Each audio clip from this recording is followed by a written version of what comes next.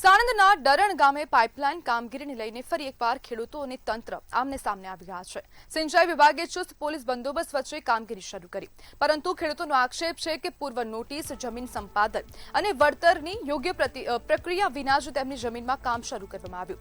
પ્રશ્ન એ નથી કે ખેડૂતો વિકાસનો વિરોધ કરે છે, પ્રશ્ન એ છે કે વિકાસની પ્રક્રિયામાં ખેડૂતોને ભાગીદાર બનાવવામાં આવ્યા છે કે નહીં। ઘણી વખત એવો સવાલ પૂછાય છે કે ખેડૂતો માત્ર વિરોધ જ કરશે તો ખેતી ક્યારે કરશે, પરંતુ હકીકત એ છે કે કોઈ પણ ખેડૂતને વિરોધ કરવાનો શોખ નથી હોતો। ખેતી છોડીને રસ્તા પર ઉતરવું એ તેમની પસંદગી નથી, પરંતુ જ્યારે તેમની વાત લાંબા સમય સુધી ન સાંભળવામાં આવે, અવગણના થાય અને નિર્ણયોમાં તેમને વિશ્વાસમાં લેવામાં ન આવે, ત્યારે આંદોલન અંતિમ વિકલ્પ બની જાય છે। સરકાર અને તંત્રએ ખેડૂતોની ચિંતાઓને ગંભીરતાથી સાંભળવી પડશે, કારણ કે સંવાદથી ઉકેલ આવે છે, ટકરાવથી નહીં। અને જ્યારે ખેડૂતો હવે વિરોધ કરવા માટે મજબૂર બની રહ્યા હોય ત્યારે અનેક પ્રશ્નો તેમની પાછળ હોય છે, અનેક સમસ્યાઓને લઈને તેઓ મેદાનમાં ઉતરતા હોય છે અને વધુ એક વખત વિરોધ કરવામાં આવી રહ્યો છે। સાણંદના ડરણ ગામ ખાતે વિરોધના સૂર ઉઠ્યા છે, પોલીસના ધાડે ધાડા ઉતારી દેવામાં આવી રહ્યા છે। ખેડૂતો કહી રહ્યા છે કે તેમની પરવાનગી નથી, તેમને કોઈ પણ પ્રકારની જાણ કરવામાં આવી નથી, છતાં પણ આ પાઇપલાઇનનું કામ શરૂ કરી દેવામાં આવ્યું છે અને 4 ગામના ખેતરમાંથી આ જે પાઇપલાઇન છે તે નીકળવા જઈ રહી છે। 10 કિલોમીટર લાંબી આ પાઇપલાઇન નખાવાની છે અને પોલીસનો કાફલો પણ ખડકી દેવામાં આવ્યો હતો। સિંચાઈ વિભાગના અધિકારીઓ પણ હવે દોડતા થયા હતા અને આજ મુદ્દે આપણી સાથે ચર્ચા કરવા માટે સામાજિક કાર્યકર શૈલેષ પટેલ જોડાઈ ગયા છે। શૈલેષભાઈ, ખેડૂતોને વિકાસને લઈને ક્યાંક ને ક્યાંક હવે પ્રશ્નો ઉભા થઈ રહ્યા છે। ખેડૂતો કહી રહ્યા છે કે અમે લોકો વિકાસનો વિરોધ નથી કરતા, પરંતુ જે કામગીરી થઈ રહી છે, જે પ્રક્રિયા કામગીરીમાં થઈ રહી છે, તેનો વિરોધ થઈ રહ્યો છે। શું કહેશો? આપના મંતવ્યની પહેલા તો આભાર માનું છું કે આપ જે આ ખેડૂતોના પ્રશ્ન વાચા આપી રહ્યા છો। અને રહી આપણે જે ખેડૂતોની વાત, તો કોઈ પણ ખેડૂતોને જાણ કર્યા વગર અને જે નોટિસ આપી છે તો નોટિસની 30 દિવસનો પીરિયડ ટાઈમ હોય છે, પણ 30 દિવસના પીરિયડ ટાઈમ પહેલા આ કામ ચાલુ કરી દેવામાં આવ્યું છે।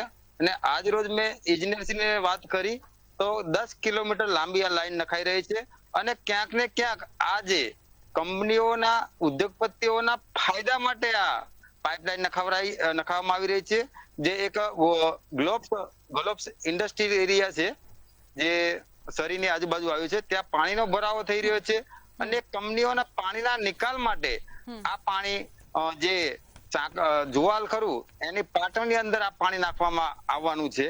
અને આ ફાયદો ખેડૂતને નહીં, પણ આ ફાયદો ઉદ્યોગપતિઓને થવા માટે છે। ક્યાંક ને ક્યાંક આ સરકારે તેમની સાથે મિલીભગત કરી અને કોઈ જાતની ખેડૂતોને વળતર આપ્યા વગર, કોઈ પણ ખેડૂતોને ન્યાય આપ્યા વગર કે કોઈ પણ જાતનો પૈસા કે એવું કઈ પણ સંપાદિત કર્યા વગર, જ્યારે કોઈ પણ તમારે લાઈન નાખવાની હોય તો પેલા સંપાદિત કરવાની હોય, ખેડૂતો સાથે રાખવાના હોય, પણ આજ સુધી કોઈ ખેડૂતોને સાથે રાખવામાં આવ્યા નથી અને આજ સુધી કોઈ ખેડૂતોને મંજૂરી પણ આપવામાં આવી નથી। શૈલેષભાઈ, ખેડૂતોને વિકાસના ભાગીદાર બનાવવામાં કેમ નથી આવતા, તેમને માત્ર ભોગ જ કેમ બનાવવામાં આવે છે? આ માત્ર ને માત્ર ખેડૂતો ઉપર અત્યાચાર થઈ રહ્યો છે। ક્યાંક ને ક્યાંક આ જે ખેડૂતો જે આખા જગતનો તાત કહેવામાં આવે છે, જે સમગ્ર ભારત દેશ નહીં પણ આખા વિશ્વની અંદર જે આ ખેડૂત કે કોઈ આ જે અનાજ છે કોઈ કંપનીઓની અંદર પાકતું નથી, પણ આ ખેડૂત જયારે પોતાના પરસેવો પાડીને જયારે આ અનાજ પકવતો હોય અને પૂરા આખા વિશ્વનું જયારે પેટ ભરતું હોય, તો ક્યાંક ને ક્યાંક આ ખેડૂતોને અન્યાય કરવામાં આવે છે અને તેમની ઉપર જે પોલીસ દ્વારા, ભાડાની પોલીસ દ્વારા દમન કરવામાં આવતું હોય છે। શૈલેષભાઈ, આ જમીનો ખેડૂતોની છે, ખેડૂતો કબજદાર છે આ જમીનોના, અને અહીંયા પ્રશ્ન ઉભો થાય કે જ્યારે જમીન જ ખેડૂતોની છે તો પછી તેમની સંમતિ લેવામાં કેમ નથી આવી રહી? આ ક્યાંક ને ક્યાંક આજે પણ તમે જોયું હોય, આજે ગુજરાત હાઈકોર્ટ ચુકાદો આવ્યો છે કે કોઈ પણ ખેડૂતોને તમે વિશ્વાસમાં લીધા વગર આ કામ ના થવું જોઈએ। તો ક્યાંક ને ક્યાંક આ જે સરકાર છે કોઈ પણ જાતની અત્યારે બંધારણને કોઈ જાતને કોઈ માનવામાં તૈયાર નથી, આ પોતાની મનમાની અત્યારે ચલાવતા હોય તેવું લાગી રહ્યું છે। તો ક્યાંક ને ક્યાંક આ જે કોંગ્રેસની સરકારમાં જે કોંગ્રેસે આ ખેડૂતને જમીન વાળા કર્યા, પણ આ જે સરકાર છે એ જમીન વગરના કરવા માંગે છે।